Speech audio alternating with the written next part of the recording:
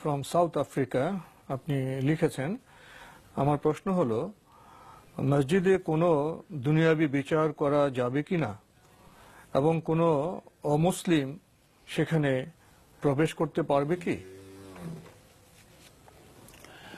মসজিদের মধ্যে বিচার করা যাবে কিনা এই মাসআলার মধ্যে ইবনে ফরহুন রাহমাতুল্লাহ আলাইহি তাফসীরুল হুকামের মধ্যে ইখতিলাফ উল্লেখ করেছেন, উলামায়ে কেরামের ইখতিলাফ উল্লেখ করেছেন যে মসজিদে মানে এই ধরনের বিচার কাজ করা এটি জায়েজ আছে কিনা।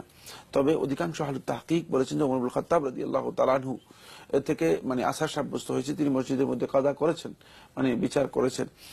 এবং রাসূলুল্লাহ সাল্লাল্লাহু আলাইহি ওয়াসাল্লামও কখনো কখনো মসজিদের মধ্যে বিভিন্ন বিষয়ে ফয়সালা করেছেন মর্মে মানে তার রাসূলুল্লাহ সাল্লাল্লাহু আলাইহি ওয়াসাল্লাম আকদিয়াতুর রাসূল সাল্লাল্লাহু আলাইহি ওয়াসাল্লামের মধ্যে সাব্যস্ত হয়েছে। সুতরাং যেহেতু মানে যদি মানে এর জন্য বিচার করার জন্য মানে এই ধরনের কোনো বিচারালয় না থাকে, যেটাকে বলা হয় থাকে কোর্ট মাহকামা না থাকে, অথবা দারুল কাদা না থাকে যেখানে বিচার করতে হবে, এই ধরনের কোনো ব্যবস্থা না থাকে, তাহলে যদি কেউ মনে করেন যে না মসজিদে বসলেই মানে সেটি করা সম্ভব, তাহলে মসজিদে তিনি সেটি করতে পারবেন, করতে কোনো নাজায়েজ নেই। সেখানে অমুসলিমদের প্রবেশ করাও মসজিদের মধ্যে জায়েজ হয়েছে, শুধুমাত্র মসজিদুল হারামের ব্যাপারে নিষেধ এসেছে। আল্লাহ সুবহানাহু ওয়া তাআলা বলেছেন ওয়ালা তাকরাবুল মসজিদুল হারামা বাদা আমিম হাদা, যে মসজিদে হারামে তারা এই বছরের পরে আর মসজিদে হারামে তারা প্রবেশ করতে পারবে না। এই জন্য মসজিদে হারামে যেই হুদুদ আছে, হারামে যে সীমানা আছে মক্কার, এই সীমানার মধ্যে মুশরিকদেরকে প্রবেশ করতে আল্লাহ রাব্বুল আলামিন নিষেধ করে দিয়েছেন। বাকি অন্য যে মসজিদগুলো আছে এই মসজিদগুলোর মধ্যে মুশরিক, আহলে কিতাব, ইহুদি খ্রিস্টান সহ আরো অমুসলিমরা তারা প্রবেশ করতে পারবে। প্রবেশ করাটা নিষেধ নয়, তারা প্রবেশ করতে কোনো ধরনের বাধা নেই।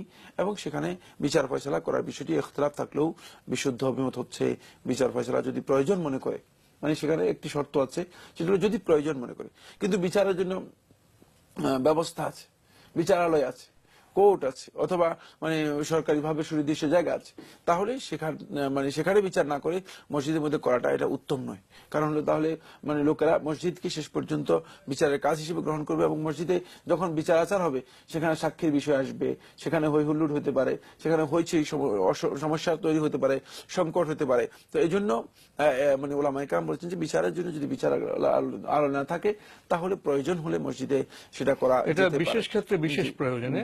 তো আজকে আমাদের এখানে শেষ করতে হচ্ছে। আপনাকে